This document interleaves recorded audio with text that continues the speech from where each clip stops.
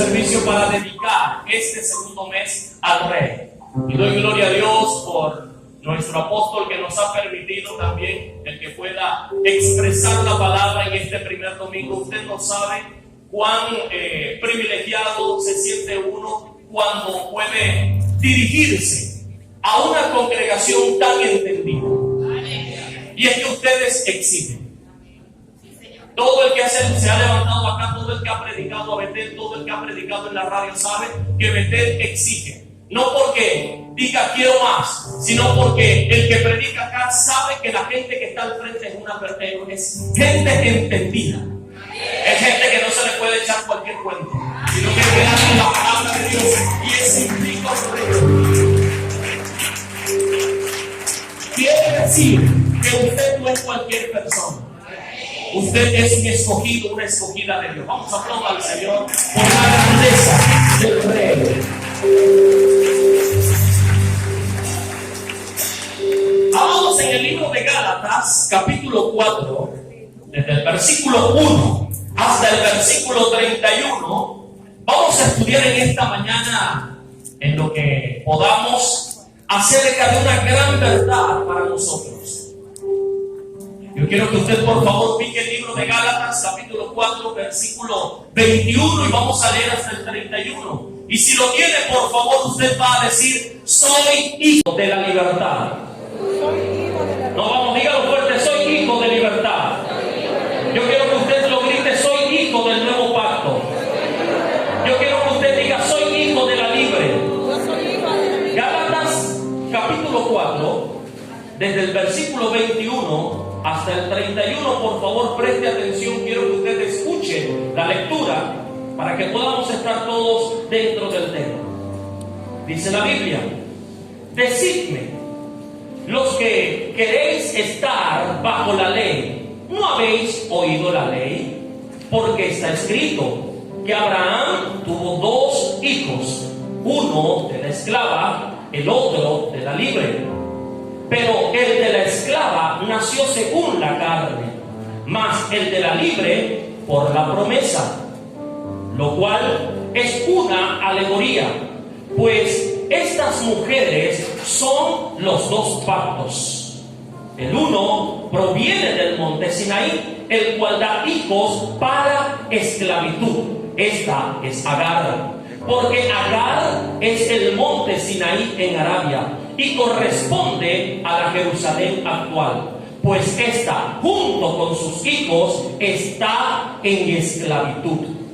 Mas la Jerusalén de arriba, la cual es madre de todos nosotros, es libre. Cuando dicen aleluya, porque está escrito, regocíjate, oh estéril, tú que no das a luz, prorrumpe en júbilo y clama, tú que no tienes dolores de parto, porque más son los hijos de la desolada que de la que tiene marido. Así que, hermanos, nosotros como Isaac somos hijos de la promesa.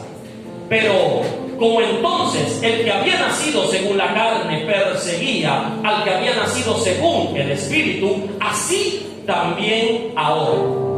Mas, ¿qué dice la Escritura? Echa fuera a la esclava y a su hijo, porque no heredará el hijo de la esclava con el hijo de la libre. De manera, hermanos, que no somos hijos de la esclava, sino de la libre. ¿Cuántos hijos de libertad hay en este lugar? Vamos, ¿cuántos hijos de la libre están con nosotros? ¿Cuántos son hijos del nuevo pacto?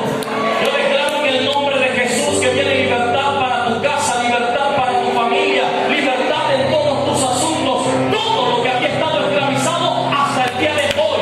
Hoy se rompe toda esclavitud, todo el yugo ahora se pudre y viene libertad en el nombre de Jesús. Aleluya. Amados, cuando empezamos a leer en todo lo que dice la Biblia, en esta alegoría, cuando habla de una alegoría, está haciendo una semejanza con lo que ya había ocurrido en un momento. Jesús también en alguna oportunidad llegó a usar una alegoría, aunque su forma de enseñar era a través de parábolas en su mayoría. Ahora, el apóstol Pablo escribe una carta a los Gálatas, una iglesia que venía de ser de origen gentil. No tenían conocimiento del judaísmo, de todo lo que era o lo que habían vivido en el tiempo ya de Jesús cuando estaba él caminando. Recordemos que Pablo está algunos años después de ya haber partido Jesús de la tierra. Entonces, para enseñarles acerca de una situación, un problema que había en la iglesia de Galacia, usa esta alegoría, usa estos personajes. Abraham, usa a Sara con su hijo Isaac, a Agar, la sierva, con su hijo Ismael. Y lo que está haciendo referencia es a todo lo que ocurrió en el libro de Génesis, desde el capítulo 15 hasta el capítulo 21. Del 15 al 21, en el libro de Génesis, nos habla de una situación familiar que, créanme, creo que dejaría una enseñanza para todo aquel hombre que en algún momento ha pensado en tener dos mujeres. Miren, la enseñanza que deja Abraham es para que todo hombre diga: yo me quedo con una sola. Tenía una guerra montada dentro de la casa. Usted ya ha escuchado la historia. El Señor promete hijo a Abraham, porque Abraham quiere un descendiente que pueda heredar las riquezas y las promesas que él ha tenido. Pasan los años, Sara es estéril, él está envejeciendo. Sara entonces dice: bueno, le voy a dar a mi sierva, a Agar, la esclava, y los hijos que ésta tenga es como que si fuesen míos. Pero algo ocurrió. La esposa no podía tener hijos, la sierva tiene hijos, entonces empiezan a mirarse mal. La guerra dentro de la casa. Pero el Señor cumple la promesa, porque aunque creían que ya nos iba a dar, pues hay cosas de parte de Dios que no es que se tardan, es que llegan en el momento preciso, en el momento justo. Porque cuando Dios dice que te va a bendecir, mire, la palabra nos enseña que cielo y tierra pasarán, pero la palabra de Dios va a permanecer, esa no va a pasar. Si Él dijo que te va a bendecir, aunque pasen los años, las décadas de que te bendice, te bendice. Tus ojos no se cerrarán hasta que no veas la bendición de Dios cumplida en tu vida. Si vas a aplaudir al Señor, hazlo con todas las fuerzas que tienes en tus brazos y en tu corazón. Aleluya.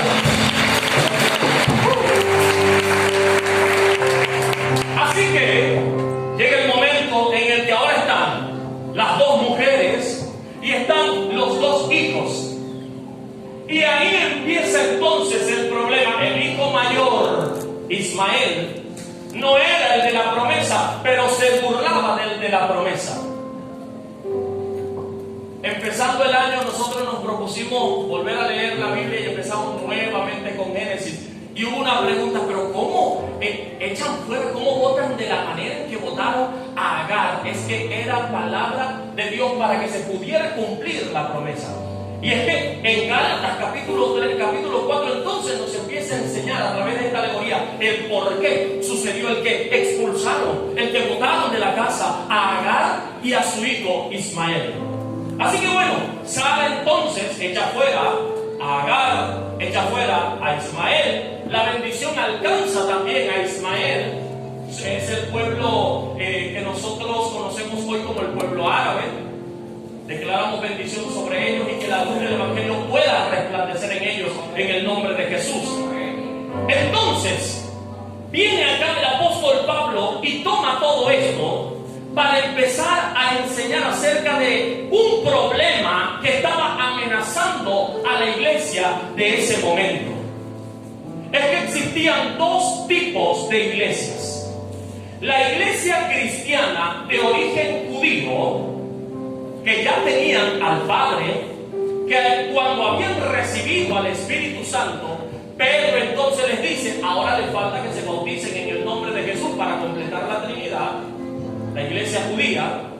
Pero también estaba la iglesia gentil, aquella que Pablo tanto amaba porque él les predicaba. No conocían al Padre, no conocían al Hijo ni al Espíritu Santo, así que Pablo entonces les adoctrinaba de manera completa, cumpliendo lo que dejó dicho Jesús, y es que debían bautizarse en el nombre del Padre, del Hijo y del Espíritu Santo. Pero había un problema, y es que los judíos, cristianos judíos, pretendían que los gentiles o los cristianos que tenían origen gentil cumplieran todas las normas que ellos tenían, cumplieran todos los estatutos, es decir, que fueran cristianos, pero que aún vivieran bajo la ley. A esto se le llamaban los judaizantes. Entonces, el apóstol Pablo empieza a ver toda la situación y dice: momento, hay gente que ahora que es libre quiere seguir viviendo según lo que dice la ley. Hoy día también tenemos esta misma situación en muchas de nuestras congregaciones. No es de extrañarse, escúcheme, Jesús también se enfrentó a esta misma problemática. Jesús no tenía mayor inconveniente con los saduceos y los herodianos. El problema de Jesús era con los fariseos y los escribas. ¿Por qué? Porque predicaban, pero no practicaban lo que decían. Entonces, era gente que tenía la ley, creyendo que por medio de lo que pudiera decir la ley iban a ser salvos, y menospreciaban entonces el sacrificio de Jesús. Galacia, carta a los Gálatas, capítulo 4, estamos leyendo. Galacia recibe de Pablo el evangelio de la libertad. Son verdaderamente libres. Diga conmigo, son libres. No, dígalo fuerte. Recibieron el evangelio de la libertad. Pablo les lleva el evangelio de la libertad. Los judaizantes les llevan un evangelio anclado en la ley, llevándolos a esclavitud. Y esto lo que produjo fue un desorden en la iglesia, de tal manera que ni libertad ni ley, sino libertinaje. Entonces entraron a un período de libertinaje dentro de la iglesia del Señor que estaba en la región de Galacia. La mayor amenaza que enfrenta la iglesia del Señor en este tiempo, la mayor amenaza que enfrenta el evangelio para este siglo XXI, escúcheme, no es el desorden sexual. Porque depende de usted si le da un clic para entrar a ver pornografía o se cohíbe, si cede a las tentaciones o no. Esa no es la amenaza, porque usted debe tener dominio propio. La mayor amenaza no es la diversidad de religiones y doctrinas que estén por fuera. No. La mayor amenaza no es la situación económica mundial. Escúcheme. La mayor amenaza es la que está dentro de la iglesia, que siendo verdaderamente libres, hay quienes quieren llevar nuevamente a esclavitud, tratando de cumplir cosas que nadie en su totalidad pudiera. Y es que hay, el apóstol bien lo dijo en una oportunidad con un espíritu apóstol fariseico, ¿cierto? Gente que señala lo que es de Dios dentro de nuestras congregaciones. No estoy hablando de Betel, estoy hablando de la iglesia universal del Señor. Entonces, lo que hace es que confunde al creyente y le lleva a libertinaje, de tal manera que el apóstol Pablo viene a traer esta alegoría para establecer nuevamente orden. Escribe en el capítulo 5, en el versículo 13: porque vosotros, hermanos, a la libertad fuisteis llamados, solamente que no usen la libertad como ocasión para la carne. El apóstol Pedro escribe a la iglesia de Galacia también y le dice en su primera carta, en el capítulo 2, versículos 15 y 16: no usen la libertad como pretexto para hacer lo malo. Entonces Jesús enfrentó también esta situación. Pablo la estaba enfrentando en el momento y toma todo esto para poder enseñar. Pablo hace la alegoría diciendo: existen dos tipos de iglesia, pero ambas tienen una misma fe en Jesús. Escuchen, y existen dos tipos de hijos, ambos provienen del mismo padre Abraham. Gálatas capítulo 4, en el versículo 23. Entonces dice: pero el de la esclava, escuchen, el de la esclava nació según la carne, mas el de la libre por la promesa. Diga conmigo: esclava. Diga: esclava. Carne. Diga: libre. Promesa. Así que empezamos a ver entonces dos tipos de iglesia que estaban en Galacia. Dos tipos de hijos que estaban dentro del texto que Pablo está tomando para enseñarle a la iglesia. Cuando habla de la esclava, dice que nació según la carne. Esto quiere decir que lo que tiene manifiesto es todo lo descrito en Gálatas capítulo 5, cuando leemos del verso 19 al verso 21. Y es que quien nace según la carne viene viciado conforme a todos los deseos de la carne. Quien está según la carne, entonces tiene viciado todo aquello que no le permite crecer. Pero escúcheme esto, que es bien importante, porque es que el apóstol Pablo dice que el que nació según o de la esclava representa además el antiguo pacto. Diga conmigo: viejo pacto. No diga lo fuerte: viejo pacto. Quien nace de la esclava, lo que está representando es el antiguo pacto.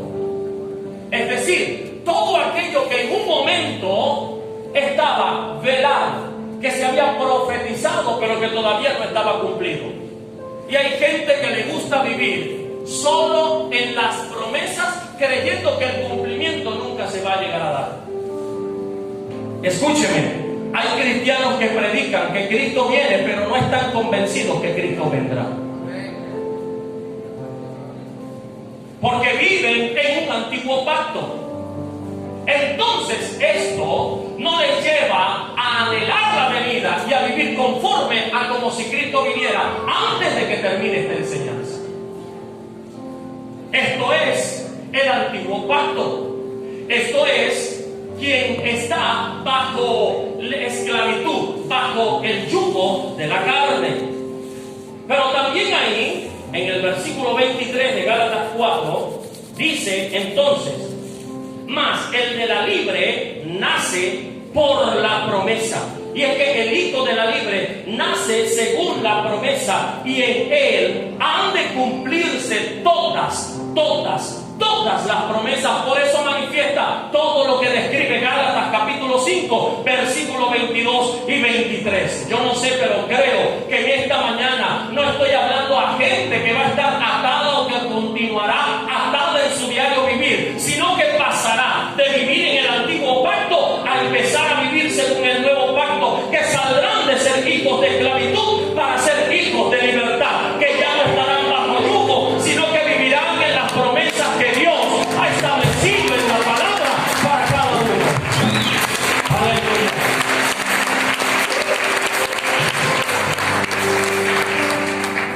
Solamente aquel que es hijo de la promesa, que es hijo de libertad, entonces recibirá lo que Dios ya ha prometido. Lindo es el Señor, que permite que hoy nosotros podamos reflejar el nuevo pacto.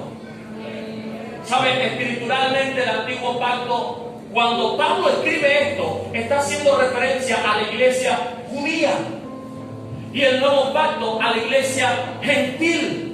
Hoy nosotros, tomando la alegoría, estamos haciendo referencia a aquella que aún estando en el Señor vive conforme al antiguo pacto en esclavitud.